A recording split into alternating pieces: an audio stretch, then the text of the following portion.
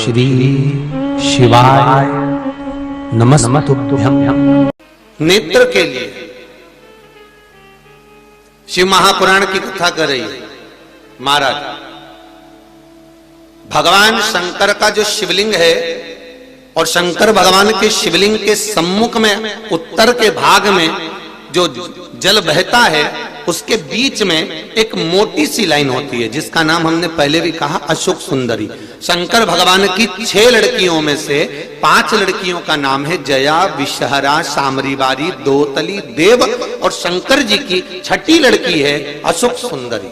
महाराज ये अशोक सुंदरी का जन्म काशी में हुआ था, जिस काशी का नाम पहले नंदनवन था। क्या नाम था? नंदनवन।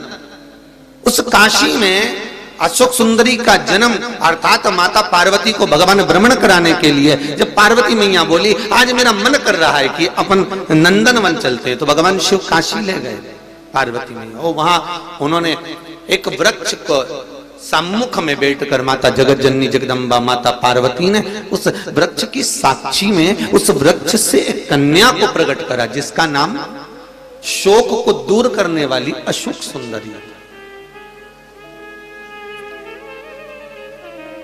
महाराज जो शोक को दूर कर दे, दुख को दूर कर दे, उस कन्या को प्रकट किया।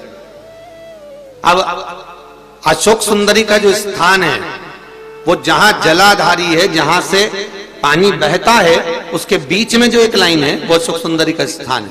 बहुत ध्यान से सुनना महाराज कथा। और अभी तक शायद टीवी पर यह क्रम मिला भी नहीं होगा जो क्रम आज वर्णित किया जाएगा। अशोक सुंदरी की जगह मध्य भाग। समझ में आ रहा है ना सबको? फिर अच्छे से समझ लो। ये शिवलिंग ठीक है, ये जलाधारी जहां से पानी नीचे गिरता है, ये दोनों पूरा गोल भाग, यहां से पानी नीचे जा रहा है, तो इसके बीच में जहां से पानी जाता है उसके बीच में जो स्थान है वो अशोक सुंदरी का स्थान है, शिव जी की बेटी का स्थान। अब शंकर जी की जो बेटी का मध्य भाग में स्थान है अशोक सुंदरी का, वहां पर आपको शहद की 7 बिंदी रखना है। और जो ये शिवलिंग रखा है, इस शिवलिंग के तुम पीछे की ओर बैठे हो, यहां बैठे हो ना दक्षिण में, तो यहां बैठे हो, तो पीछे का जो शिवलिंग का भाग है इस पे आपको चंदन का लेपन करना।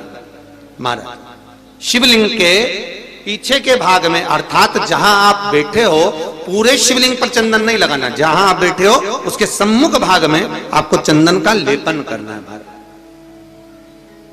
एक पीला चंदन होता है और एक लाल चंदन होता है।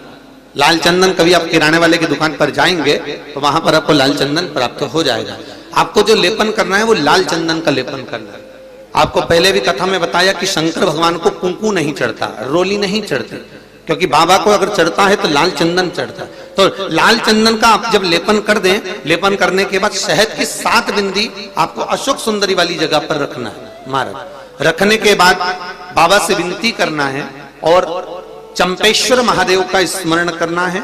चंपेश्वर महादेव का स्मरण कर कर हाटकेश्वर महादेव का नाम लेकर बिंदी को लगाना है। लगाने के बाद उसी बिंदी को आपको एक कटोरी में, अब बिंदी कितनी लगेगी, जरा जरा सा शहद लगेगा, उसको छोटी सी कटोरी में लेकर आ जाना है। महाराज उसको लाने के बाद में शाम के समय पर प्रदोष काल के अंतर्गत, प्रदोष काल किसको कहा गया? सूर्य अस्त जब होता है, सूर्य अस्त के समय से 1-1.25 घंटे का जो समय वर्णित किया गया वो प्रदोष काल का वर्णन किया गया। महाराज तो उस समय पर नैनों में उसको काजल जैसा लगाना है और ऊपर की ओर देखना है। लगभग 1 मिनट देख लिया, 1.5 मिनट देख लिया, बहुत है महाराज, उतना बहुत है। काजल जैसा लगा।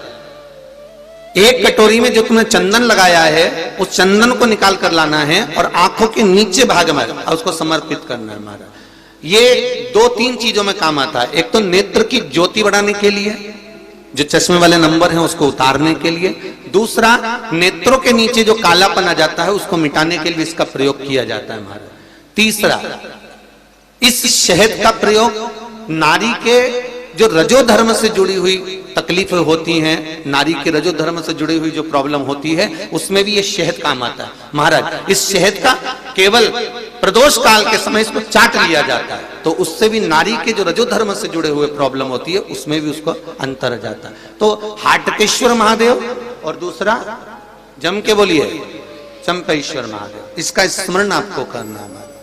इसको धारण कर कर आप सुख को प्राप्त कर। तो भगवान शिव देने वाला है, बस आपको प्राप्त करने का एक स्थान, शंकर को रिझाने की एक जगह, शिव को प्राप्त करने का एक स्थान होता है जहां से हम शिव को प्राप्त कर सकते हैं, जहां से हम शंकर को प्राप्त कर सकते हैं। श्री शिवाय नमस्तुभ्यं। अगर आपको हमारा ये वीडियो पसंद आया तो प्लीज़ एक लाइक बटन दबा दीजिए, हमारे चैनल को सब्सक्राइब कर दीजिए और अपने दोस्तों के साथ शेयर कर दीजिए।